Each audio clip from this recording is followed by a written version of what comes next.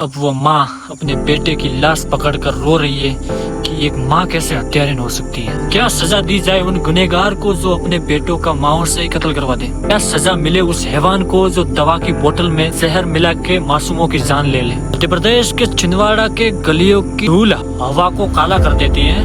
वहाँ 19 माओं की चीखें आसमान को सिर रही है। उनके हाथ प्यार से बच्चों को दुलारते थे, वही हाथ आज लाशों को हाथ लगाते कपकपा रहे हैं। ऐसी ही एक माँ आसमाना जिसकी गोद में उसका बेटा हुसैन चिल्ला रहा था कि अम्मी पेट में आग लग रही है, पीने को पानी दे दो। उसकी बुझती आवाज बारिश की बूंदों में डूब गई। उसके होठ नीले पड़ गए, आंखें धस गई। उसकी छोटी सी उंगलियां माँ की साड़ी को ऐसे पकड़ रही थी, धस रही थी, जैसे कह रही हो कि माँ तूने तो जन्म दिया है, फिर जहर क्यों दे गई। वो भोली माँ, मासूम नादान माँ जहर को दवा समझकर चम्मच से पिला रही थी ताकि बच्चा उस बीमारी से क्षतिग्रस्त ठीक हो जाए। अब वो माँ अपने बेटे की लाश पकड़कर रो रही है कि एक माँ कैसे हत्यारिन हो सकती है, क्योंकि जिसको दवा समझकर पिलाई जा रही थी, जो सीरम दवा नहीं जहर था, 19 मासूमों की जान ले ली उस जहर ने। दवा का नाम कोल्ड्रिफ कफ सीरम, लेकिन उसके अंदर ऐसा जहर जो गुर्दों को जलाने लगा, जिगर को जलाने लगा,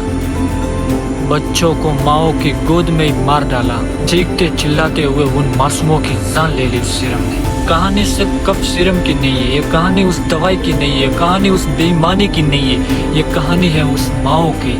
इस माओ ने कफ सीरम को दवाई समझकर अपने बेटे को जहर दे दिया। ये कहानी है उस सिस्टम की जो दवा की जगह जहर बेच रही है। ये कहानी है उस घटिया लालचपन की, घटियापन, घिनौनेपन और बेईमानी की, जो दवा के नाम पर मौत बेच रही है, दवाई के नाम पर मुनाफा कमा रही है उन बेईमानों की जान पर खेल के। आज ये बात बताते हुए मुझे भी बहुत शर्म आ रही है। मेरा दिल भी अंदर से फूट फूट कर रो रहा है कि कोई मुनाफा कमाने के लिए भला ऐसा घटियापन काम कैसे कर सकता है। क्योंकि ये खबर इंसानियत को शर्मसार करने वाली है, मानवता को बेईमान करने वाली है, एहसास कराने वाली है कि कोई पैसा कमाने के लिए लोगों की जिंदगियों के साथ ऐसे खिलवाड़ कर सकता है। कोई माँ बाप को बच्चों का कातिल बना देती है। क्योंकि यही हुआ था अफसाना के साथ उस रात को, टूटी फूटी झोपड़ी, जब वो अपने बच्चे को सीने से लगाए हुए थी। 4 साल का बच्चा जो सुबह तक कोयले की ढेरी पर हंसता खेलता हुआ दिख रहा था, अभी सांसों के लिए जूझ रहा है। ऐसे कई मुद्दे उठते हैं, दवाइयों से अलग, दवाइयों से परे। कभी करप्शन को एक्सपोज करने वाले उन रिपोर्टर्स को मार दिया जाता है, गायब कर दिया जाता है। पीने को साफ पानी नहीं, जिंदा रहने के लिए साफ हवा नहीं, गरीबी में ऐसे ही दम घुटते हुए मर जाओ।